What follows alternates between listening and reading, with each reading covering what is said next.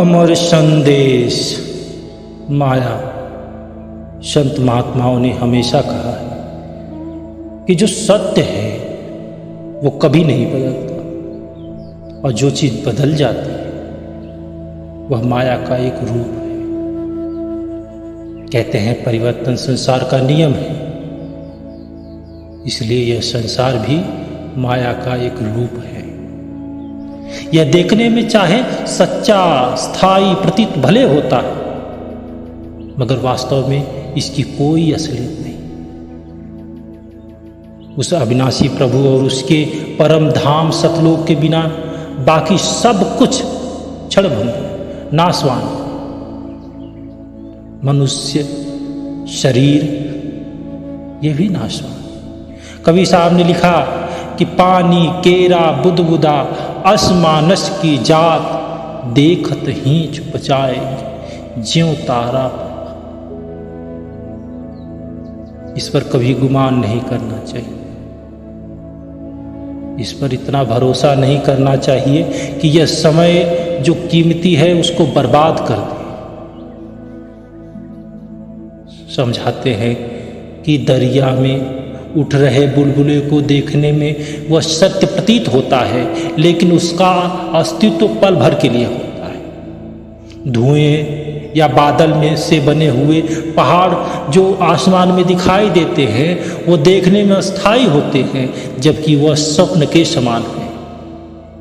जैसे स्वप्न दिखाई देता है उसमें हमें ये तो लगता है कि यह दृश्य सच्चे है, पर आँख खुलते ही पता चलता है कि वह केवल एक भ्रम था। इस तरह संत महात्माओं ने मायावी संसार को मृग तृष्णा कहा है।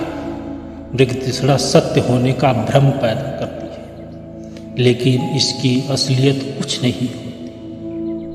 संत महात्माओं ने जगत को नाटक या जादूगर का खेल भी कहा है।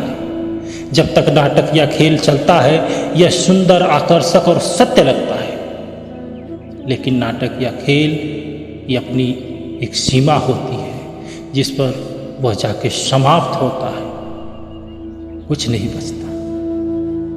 इसी तरह मायावी जगत देखने में सत्य प्रतीत तो जरूर होता है, पर वास्तव में यह झूठा है।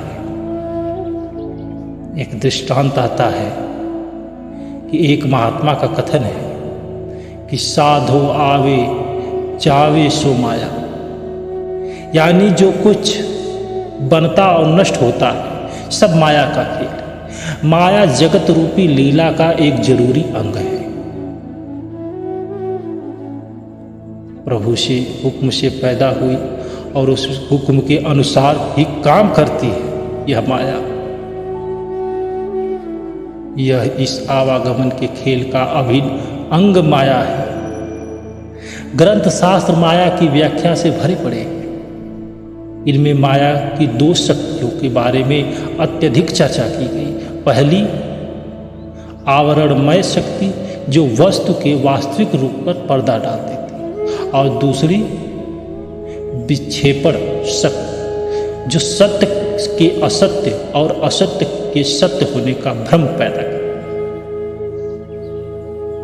जीवों को रचयिता के स्थान पर रचना के मोह में फंसाना और दृश्यमान संसार के सकल पदार्थों की सुंदरता से बात कर उन्हें उनके स्रोत परमेश्वर और निजी घर सचखंड से दूर रखना माया का मुख्य कार्य है। इसका बाहरी व्यवहार मीठा है, परंतु आंतरिक प्रभाव जहरीला है। इसीलिए संत मत में इसको ठगनी, सर्पड़ी, नागनी, चीनी में लिपटी हुई जहर आदि कहा जाता है। उस परमपिता परमेश्वर के अलावा जो कुछ भी है देखने में अवश्य सुंदर, सुहाना और लुभावना प्रतीत होता है, पर वास्तव में वैसा है नहीं। इस लुभावने जगत के प्रीत मोह पैदा करना माया का खतरनाक खेल है। यह शत्रु का चरित्र जैसा है जो हमें हमारी असली पूंजी से वंचित करके दुखों की माया में संलिप्त करती है, इस भंवर में फंसाना चाहती है और हमेशा फंसाती रहती है। इसलिए माया को अविद्या, अज्ञानता और अंधकार की जड़ कहा गया।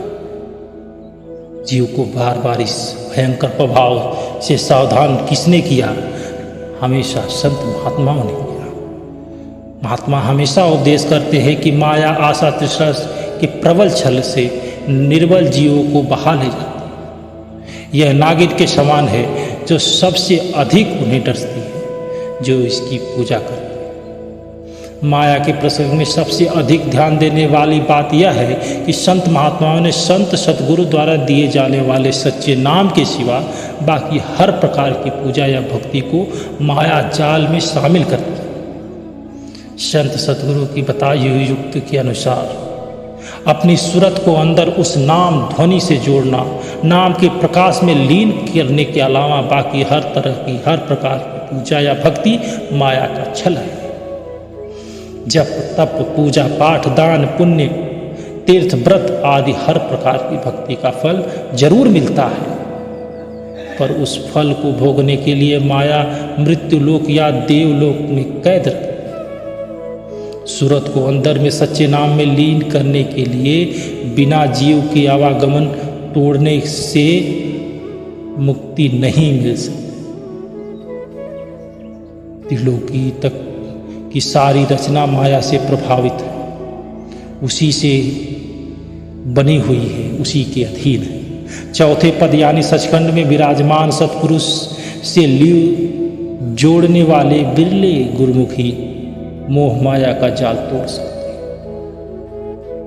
वास्तविक लड़ाई उन गुरुमुखों की है जो शब्द की कमाई द्वारा माया का नाश करके परमात्मा में लीन हो जाते हैं, उस हरि के सच्चे महलों में पहुंचने की सच्ची शोभा प्राप्त कर पाते हैं। संत महात्माओं ने मायावी जगत को नाश्वर बताया। उनका असली उद्देश्य हमें यह समझना है कि हम इस संसार की असलियत को समझकर अपने आदर्श को चुने, अपने सचखंड को चुने, सतलोक को चुने, सतगुरु की वाणी को न्यौछावर हो जाए। जब इस प्रकार की करनी करते हैं तो जो सतगुरु चाहता है, जिस स्थिति परिस्थिति से चाहता है उठाकर अपनी इच्छा अनुसार आप उस सतलोक में पहुंचा सकता है। इसके लिए आपको सतगुरु के वचनों को न्यौछावर होना पड़ता है। जय गुरुदेव।